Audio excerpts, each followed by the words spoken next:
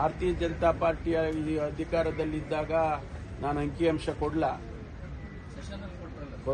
ಹೇಳಿದ್ದೇನೆ. ನಾನು ಯಾವ್ಯಾವ ಸಂಖ್ಯೆಗಳು ಯಾವ ರೀತಿ ಇದೆ ಅಂತ, ಮಹಿಳೆಯರ ಮೇಲೆ ದೌರ್ಜನ್ಯ ಎಷ್ಟಾಗಿದೆ, ಮರ್ಡರ್ಗಳು ಎಷ್ಟಾಗಿದೆ, ಇವೆಲ್ಲವನ್ನು ಸ್ಟ್ಯಾಟಿಸ್ಟಿಕ್ಸ್ ನಾನು ಸದನದಲ್ಲೇ ಕೊಟ್ಟಿದ್ದೇನೆ.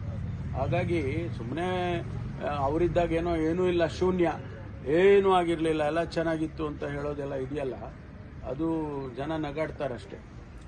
Thank you. ಹೌದು, ನಾನು ಹೋಗಿಲ್ಲ. ನಾನು ನಿನ್ನೆನೂ ಹೇಳಿದ್ದೇನೆ, ನಾನು ಹೋಗೋದಿಲ್ಲ. ಬೇರೆ ಬೇರೆ ಕೆಲಸಗಳಿದಾವೆ ಇಲ್ಲಿ, ಅದಕ್ಕೋಸ್ಕರ ನಾನು ಹೋಗ್ತಾ ಇಲ್ಲ. ಸಂಘಟನಾತ್ಮಕ ವಿಚಾರವಾಗಿ ಒಂದಿಷ್ಟು ಬದಲಾವಣೆಗಳಾಗ್ತವೆ ನೋಡೋಣ. ರೆಸೊಲ್ಯೂಷನ್ ಅವರೇನು ಕೆಲವು ಬಹಳ ಪ್ರಾಮುಖ್ಯವಾದ ರೆಸೊಲ್ಯೂಷನ್ಗಳು ಮಾಡ್ತಾರೆ. ಎಸಿಸಿ ಸೆಷನ್ ಆಗುವಾಗ ನಮ್ಮ ಮುಂದಿನ ನೋಟ ಏನು, ಮುಂದೆ ಏನು ಕಾರ್ಯಕ್ರಮ ಮಾಡಬೇಕು, ಪಕ್ಷ ಸಂಘಟನೆ ಯಾವ ರೀತಿ ಮಾಡಬೇಕು ಅನ್ನೋದ್ರ ಬಗ್ಗೆ ಅನೇಕ ಚರ್ಚೆ ಮತ್ತು ತೀರ್ಮಾನಗಳನ್ನು ಮಾಡ್ತಾರೆ. ಈಗ ಹಿಂದೆ ಎಲ್ಲ ಜಾಗದಲ್ಲಿ ಹೋಗಿ ಮಾಡಿದಾಗ ಅದಕ್ಕೆ ಎಂಥ ರೆಸೊಲ್ಯೂಷನ್ ಅಂತೆಲ್ಲ ಹೇಳ್ಬಿಡ್ತಾರೆ. ಈಗ ಜೈಪುರ್ ರೆಸೊಲ್ಯೂಷನ್ ಅಂತ ಆಗಿತ್ತು ಹಿಂದೆ, ಈಗ ಅಹಮದಾಬಾದ್ ರೆಸೊಲ್ಯೂಷನ್ ಅಂತ ಏನು ಬರುತ್ತೆ ಅಂತೇಳಿ ಕಾದು ನೋಡಬೇಕು.